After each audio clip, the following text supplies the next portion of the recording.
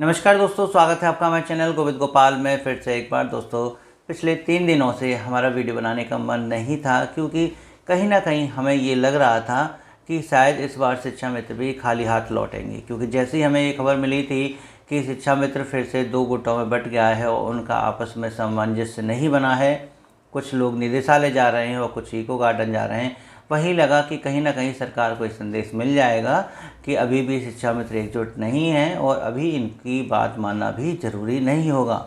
और यही कारण रहा है कि इन दोनों स्थानों पर जो शिक्षा मित्रों के धरने हुए हैं, उनमें से एक को बिल्कुल पूर्णतः विफल बताया जा रहा है और एक को थोड़ा सा सफल बताया जा रहा है, क्योंकि इस बार पहली बार बेसिक शिक्षा सचिव मंच पर आए और शिक्षा मित्रों को आश्वासन दिया है।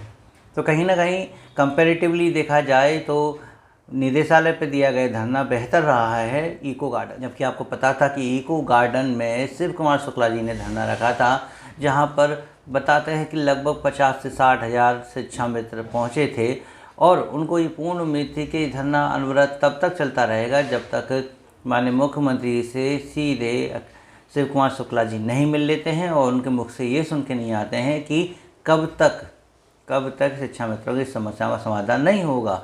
यानी कि डायरेक्ट मुख्यमंत्री से मिलने की जो मांग थी शिव कुमार शुक्ला जी की, क्या वही उनकी इस सबसे बड़ी भूल का कारण बनी?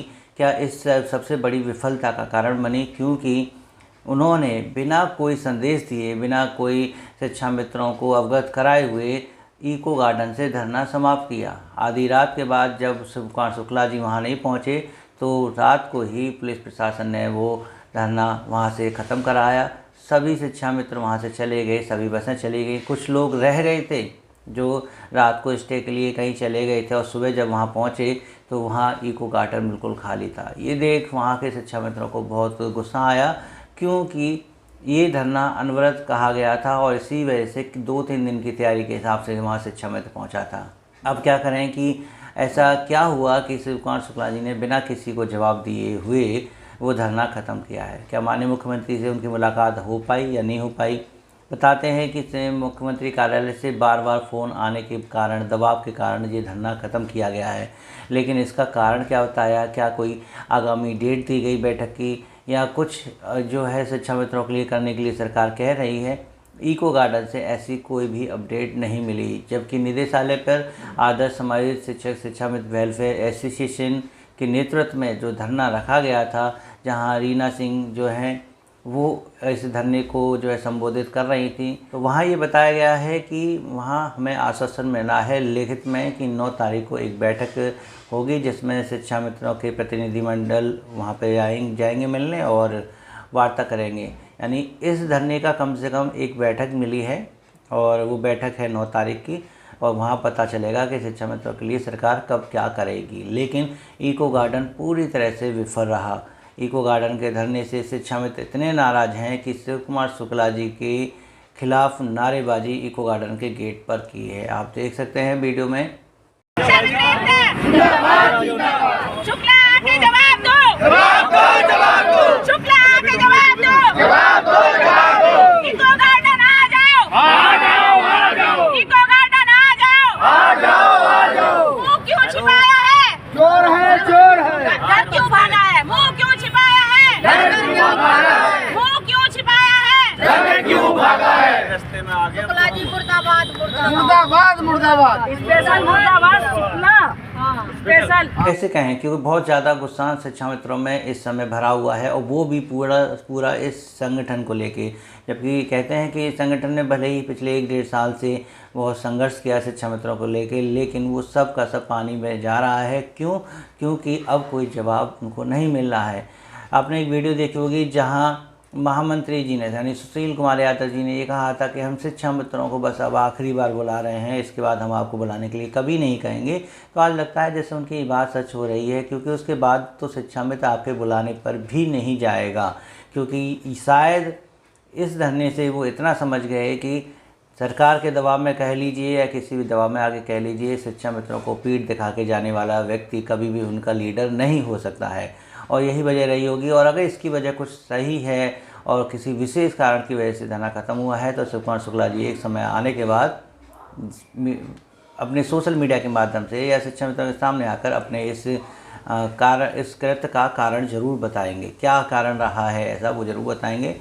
और सबसे बड़ा शिक्षा मित्रों के अंदर जो दूसरा गुस्सा रहा है वो ये कि जो पैसे इकट्ठे किए गए, जो चंदा लिया गया बसों के लिए, वो 500 रुपये लिए गया, जबकि पिछली बार 300 रुपये लिए गए थे। 500 रुपये इसलिए लिए गए कि क्योंकि वहाँ शिक्षा मित्रों से ये कहा जा रहा था कि धरना अनवरत है और वहाँ अगर बस रुकती हैं तो उनको अतिरिक्त पैसा हमें देना होगा, इसलिए 200 रुपये इस बार इसलिए बढ़ा के लिए जा रहे हैं क्योंकि धरना अनवरत चलता रहेगा। बस का किराया यानी वहाँ की स्टे बस की हमें देनी पड़ेगी। लेकिन जब 300 की जगह 500 रुपये शिक्षा मित्रों ने खुशी खुशी दिए हैं इस धरने के लिए, लेकिन धरना जो है एक दिन नहीं चला ढंग से, तो फिर शिक्षा मित्रों को गुस्सा तो आएगा ही कि ये सारा जो खेल था क्या वो पैसे का था। लेकिन हम इस मामले में कुछ नहीं कहेंगे कि ये पैसे का मामला था या जानबूझ के ऐसा किया गया, क्योंकि शिक्षा मित्रों के संग ऐसा ही एक धोखा तब हुआ था जब राजूदास महाराज जी के समय पर एक महायज्ञ होने जा रहा था। वहाँ तो शिक्षा मित्रों से पैसे ले भी लिए गए थे और बसें तक जो है किराए पर नहीं ली गई थी, तो पूरा का पूरा पैसा संगठन के पदाधिकारियों के पास था, क्योंकि धरना जस्ट एक दिन पहले स्थगित कर दिया गया कि शिक्षा मित्रों का कोई धरना हो ही नहीं रहा। तो वहाँ तो शिक्षा मित्रों के पैसे लिए गए थे, कुछ जिलों में वापस किए गए, कुछ नहीं, कहीं वैसा विवाद चलता रहा।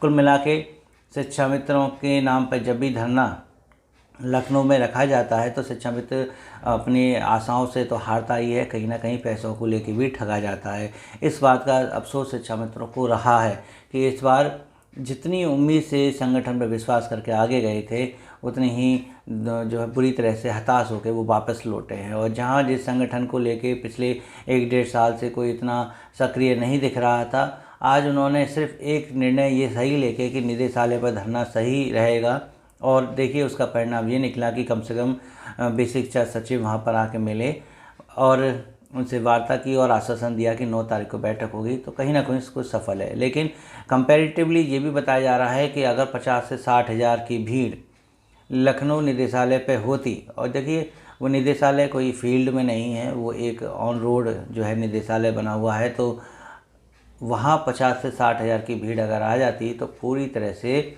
लखनऊ की यातायात व्यवस्था ठप हो जाती। वहाँ पर सड़कों पर इतनी भीड़ आना तो मतलब प्रशासन की नाक में दम होना था। क्या इससे कुछ ना कुछ जो है शिक्षा मित्रों को मिलता? लगता कि शायद जब इतनी बड़ी संख्या में शिक्षा मित्र निदेशालय पहुँच गए हैं तो शायद सरकार के ऊपर काफ़ी दबाव बनता। वैसे तो शिव कुमार शुक्ला जी का ये भी प्लान था कि हम अगले दिन निदेशालय जाएंगे, तो लगता है कि शायद निदेशालय पर इतनी भीड़ ना इकट्ठी हो, इस चक्कर में उन पर इतना दबाव बना दिया गया कि अगले दिन निदेशालय जाने से अच्छा है कि तुम्हें यहीं से वापस लौटा दिया जाए। अंदर की बात क्या है ये तो खुद वो उच्च स्तरीय जो नेतृत्व करता है वही अपने मुख से कहे तो ही अच्छा है। हमारे आकलन लगाने से या कहने से कोई फ़र्क नहीं पड़ेगा।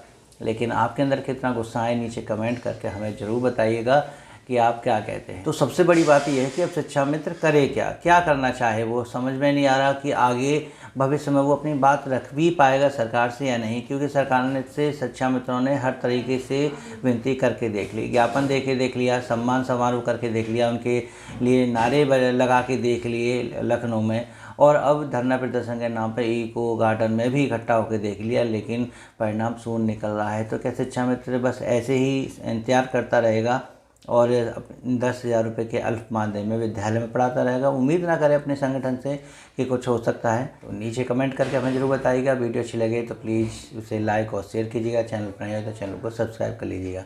मिलेंगे आपसे अगली वीडियो में ऐसी कुछ अपडेट के साथ। तब तक नमस्कार, जय हिंद।